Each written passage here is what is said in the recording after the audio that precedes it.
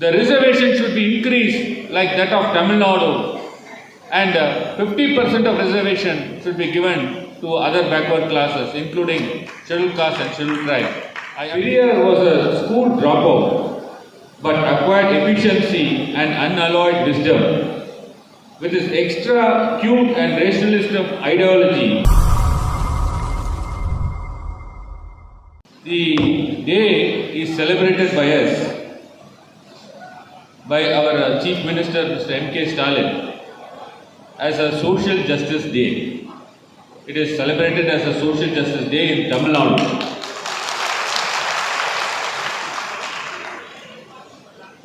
Sir, I would request that the Social Justice Day, which has been ordered to be celebrated by our Chief Minister Mr. M.K. Stalin, like that, throughout India, on this day, all of us should celebrate this as a Social Justice Day. I appeal to the government, to the union government, that this day is an important day, and the union government should also celebrate as a Social Justice Day, because Tandai Periyar, who is a great leader, who is a great national leader, who is celebrated right from Kashmir to Kanyakumari, from Gujarat to Arunachal Pradesh.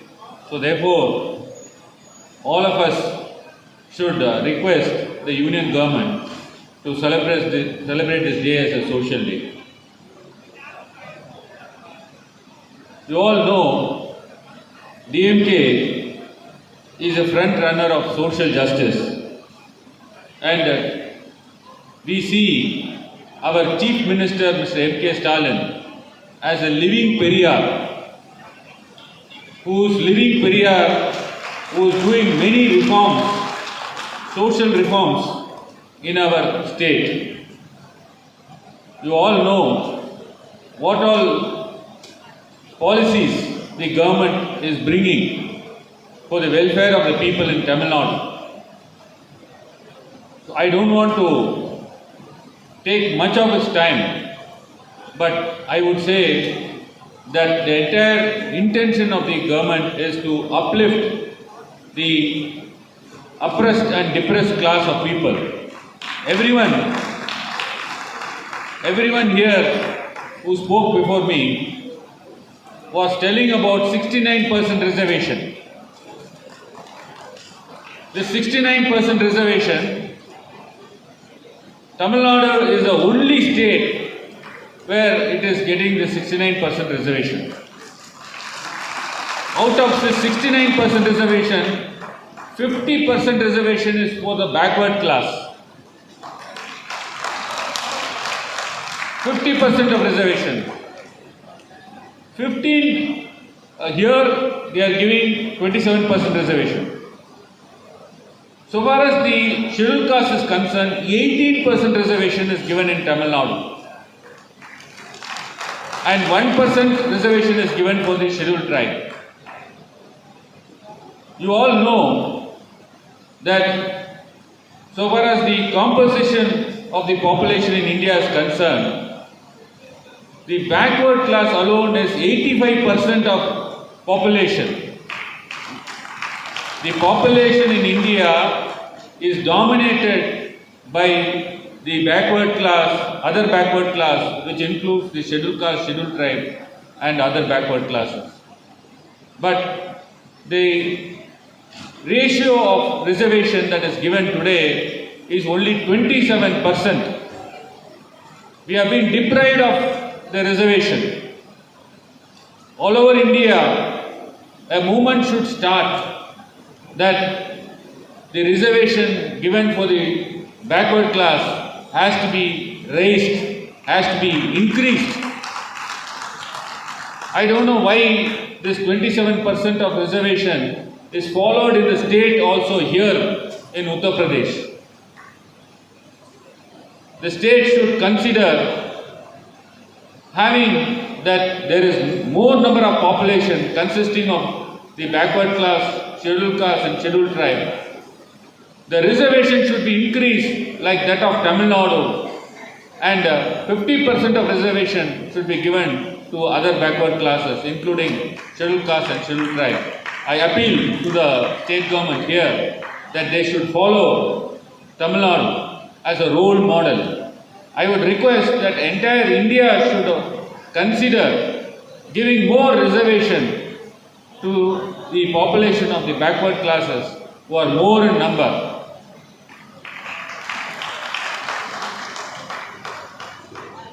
On this day, as I said earlier, our leader called this day as a social justice day. He advised or he ordered to take pledge by everyone to follow the values based on such lofty ideas, which includes brotherhood, equality, self-respect and racialism, and to celebrate the leader's birthday every year to serve as a symbolic reinforcement of his egalitarian principles. This day in Tamil Nadu, everyone takes pledges to follow value based on such lofty ideals, as I said, which includes brotherhood, equality, self-respect and racialism. Now let's take the pledge which we take in our state. Sir, you all stand up please. I will only request you to please stand up. Let us take a pledge. The pledge is,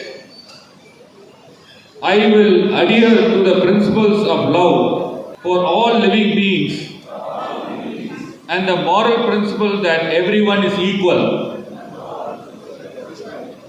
My activities will be characterized by self-respecting personality and rational acumen. I will devote myself to the principles of equality, brotherhood and samadharma. Compassion and humanity will be my bloodstream. I pledge on this day to continue my journey to build a society over the foundation of social justice. This is the pledge we have taken today. Please sit down.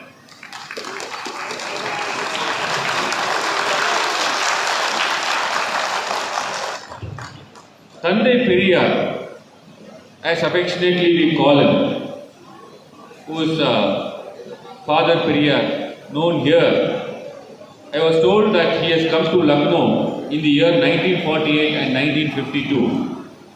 He was instrumental in the enactment of first constitutional amendment which safeguarded reservation for backward classes. You know how you get reservation?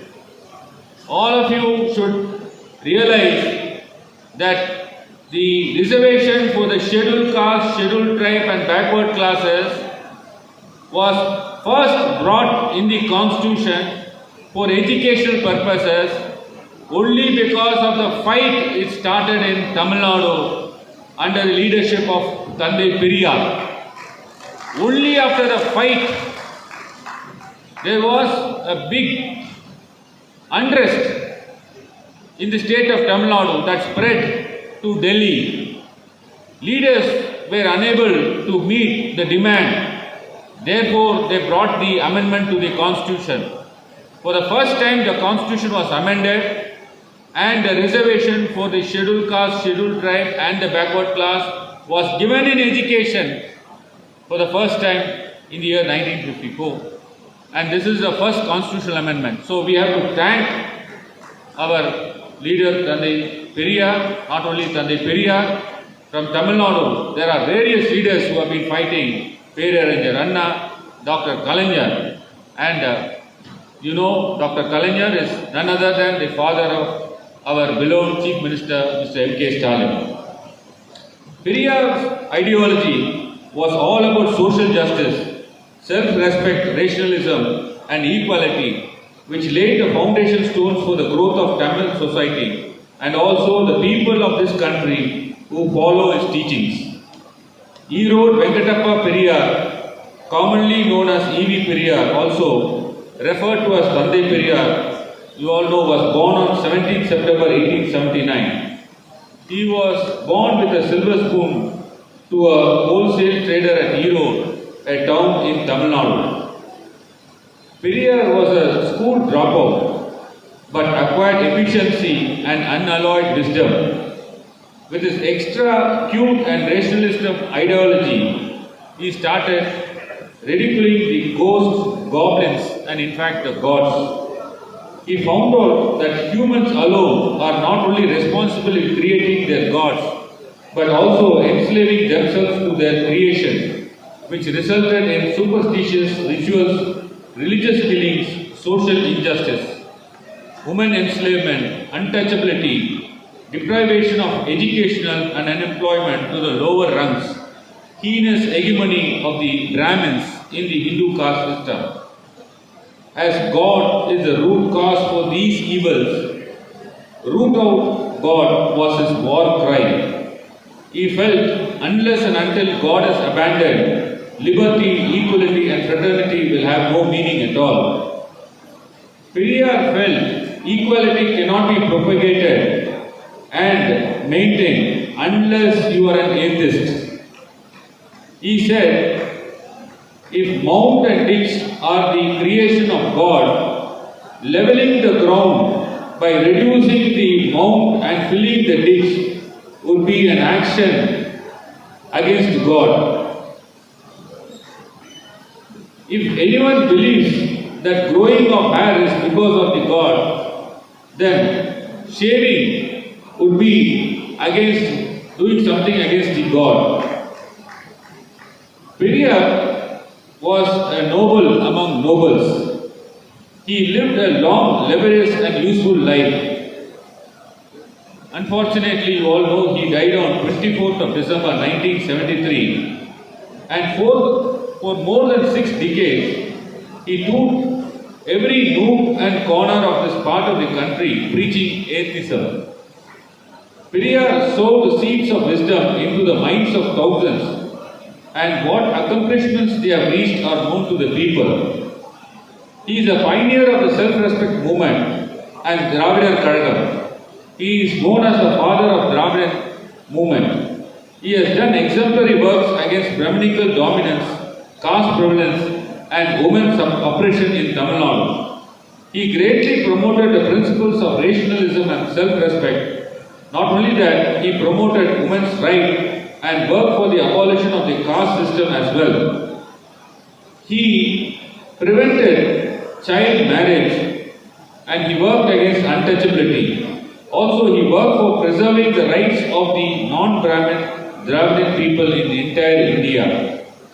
You all know UNESCO honored him with a citation which read, Periyar, the prophet of the new age, the Socrates of East Asia, father of social movement, an arch enemy of ignorance, superstitions, meaningless accustom's and baseless manner.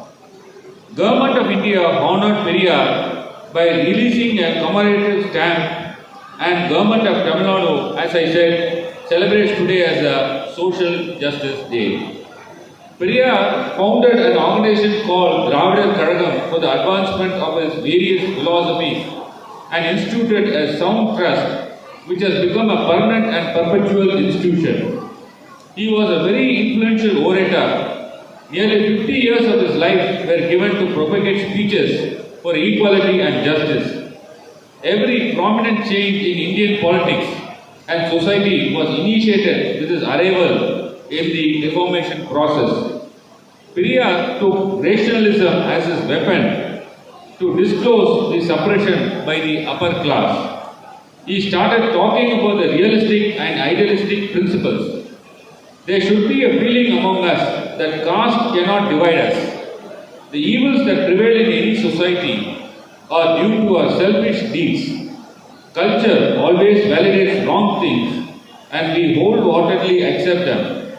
He also voiced against the capitalist class, which always creates difficulties for working class. He adopted rationalism to lead a peaceful life in all aspects. In the context of Brahmin oppression, he said that in the name of God and religion, we have forgotten humanism. Periyar was known for his rebellious nature, by which he proposed to transform the society into an equal field for all people. In his quest for the same, he headed various movements. Periyar and his followers campaigned constantly to influence and pressure the government to take measures to remove social inequality, such as the abolition of untouchability, manual scavenging system, and much more. In 1952, the Periyar Self-Respect Movement Institution was registered with a list of objectives, such as for the diffusion of useful knowledge of political education, to allow people to live a life of medium freedom from slavery to anything against reason and self-respect, to do away with the needless customs, meaningless ceremonies, and blind superstitious belief in society, and so on. The workings of Periyar, you all know that he fought against the orthodox traditions of marriage as suppression of women in society, including the Tamil Nadu and throughout Indian subcontinent. So arranged marriages were meant to enable a couple to live together throughout the life.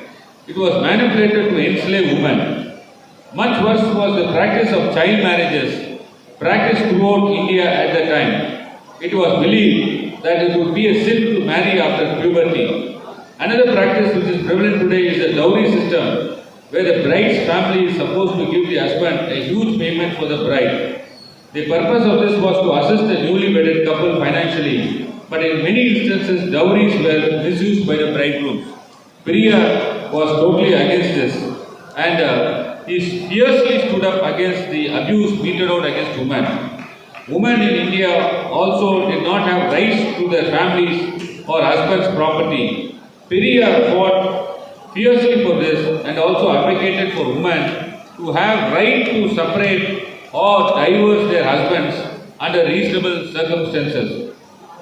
He criticized the hypocrisy of chastity for women and argued that it should either apply also to men and not all for the both genders. While fighting against this, Periyar advocated against rid of the Devadasi system. One of my speakers spoke about this Devadasi system. Periyar was generally regarded as a pragmatic protectionist who attacked the evils of religious influences on society, mainly what he regarded as a Brahmin domination. Periyar felt that a small number of cunning people created caste distinctions to dominate Indian society. So he emphasized that individuals must first develop self-respect and learn to analyze propositions rationally. According to Periyar, a self-respecting rationalist would readily realize that the caste system has been stifling self-respect, and therefore he or she would strive to get rid of the menace. Periyar ridiculed Shastras, astrology, and asked why not write Jadagam for animals. He said if astrology is important, the great scientists of the world who discovered the radio, telephone and atom would not have left astrology severely alone. Before I conclude, I wanted to quote the speech made by Periyar. Man is equal. Man is equal to man. There should not be exploitation. One should help the other. No one should harm anybody. Generally, there should be no room for grievance or complaint from anybody. Everyone should live and let others live with a national spirit. Before I conclude my speech, I wanted to say one thing. My earlier speaker who spoke here said that Tamil Nadu is a role model for fighting the rights of the people. Everyone knows that we have rights, certain rights which is safeguarded in the Constitution. We have a right of free expression. We have a right to assemble. We have a right for equality. We have a right for equal opportunity. You know, the Tamil Nadu government has passed a legislation against conducting of NEET exams. Why this NEET exams is conducted? The NEET exam is conducted to see that the OBCs and SC and ST doesn't get an admission into the medical institutions. That is the real intention which the persons in power are thinking of. They don't want the oppressed and depressed class to become doctors. That is why they have brought this need, and Tamil Nadu is totally against this need. We have passed a legislation, and the legislation has been sent to the union government, of course, to be placed before the president for the assent.